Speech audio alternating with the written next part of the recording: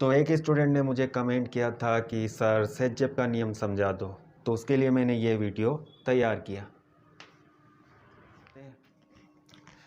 Alkyl halide को alcoholic potassium hydroxide के साथ गर्म करते हैं, तो इस अभिक्रिया में प्राप्त उत्पाद क्या होगा? अल्कोहलिक पोटेशियम हाइड्रोक्साइड का मतलब क्या है? पोटेशियम हाइड्रोक्साइड को अल्कोहल में घोलते हैं,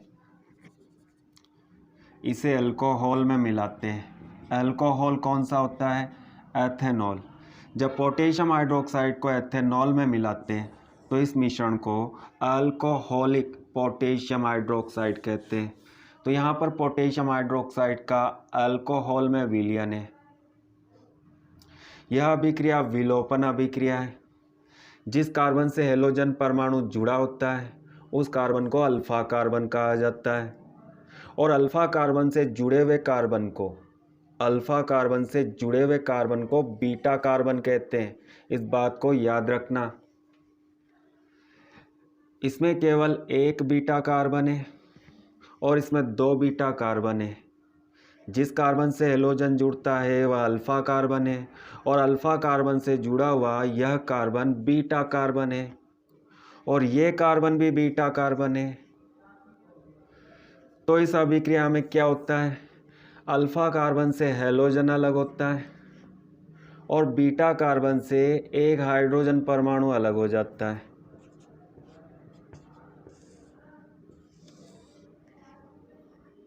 और दोनों कार्बन के बीच डबल बॉन्ड का निर्माण होता है, CH2 डबल बॉन्ड CH2।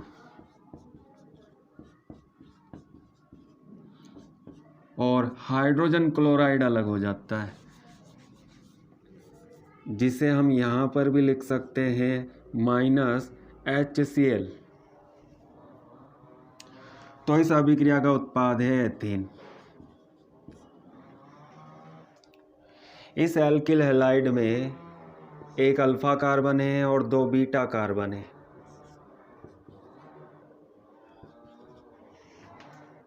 तो इस अभिक्रिया में दो उत्पाद प्राप्त होते हैं।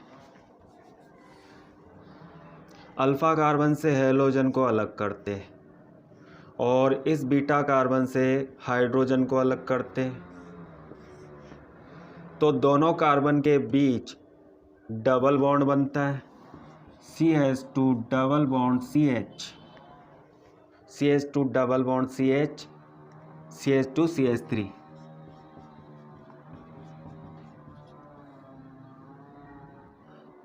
वन टू थ्री फोर, चार carbon, ब्यूट, double bond ene. Double bond पहले कार्बन से प्रारंभ होता है, तो इसका यूपीएससी नाम ब्यूट 1 इन है। 1 को हम आगे भी लिख सकते हैं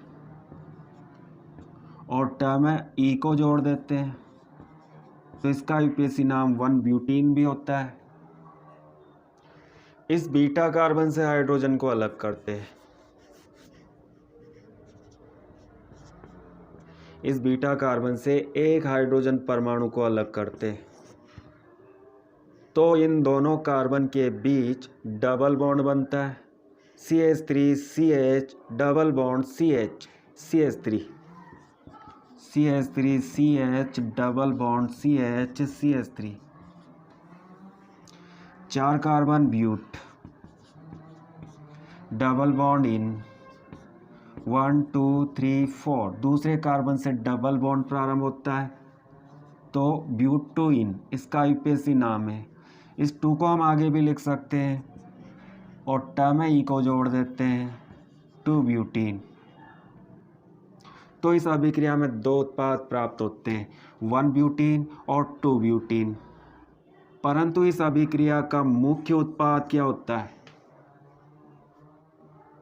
इस अभिक्रिया में एक उत्पाद अधिक मात्रा में बनता है, और जो उत्पाद अधिक मात्रा में बनता है वही इस अभिक्रिया का मुख्य उत्पाद होता है। तो हमें कैसे पता चलेगा कि इस अभिक्रिया में 1 ब्यूटीन अधिक मात्रा में बनता है या 2 ब्यूटीन अधिक मात्रा में बनता है।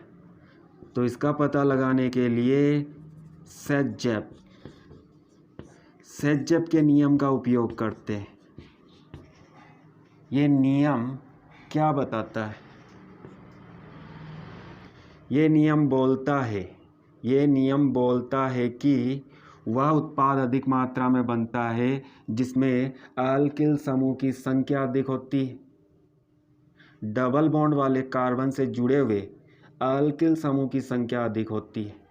अल्किल समूह को हम R से दर्शाते हैं, जैसे CH3 मैथिल समूह, C2H5 एथिल समूह,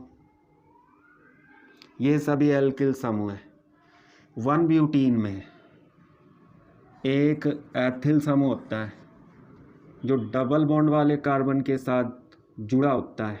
एथिल समूह इस डबल बॉन्ड वाले कार्बन के साथ जुड़ा होता है, तो इसमें अल्किल समूह की संख्या 1 होती है। परंतु 2 ब्यूटीन में 2 मैथिल समूह होते हैं और दोनों मैथिल समूह डबल बॉन्ड वाले दोनों कार्बन के साथ जुड़े होते हैं। तो इसमें अल्किल समूह की संख्या कितनी है? 1, 2। इसमें 2 अल्किल समूह है। तो सेज़ेप का नियम कहता है कि वह उत्पाद अधिक मात्रा में बनता है। वह उत्पाद मुख्य उत्पाद होता है जिसमें अल्किल समूह की संख्या अधिक होती है। इसमें एक अल्किल समूह है और इसमें 2 अल्किल समूह है। तो इस अभिक्रिया का मुख्य उत्पाद क्या होगा? 2 ब्यूटीन। और यह उत्पाद अधिक मात्रा में प्राप्त होता है और 1 ब्यूटीन कम मात्रा में प्राप्त होता है। तो आपको सेज़ेप का नियम समझ में आ गया होगा। फिर भी कोई प्रॉब्लम हो तो आप कमेंट करके मुझसे पूछ सकते हो।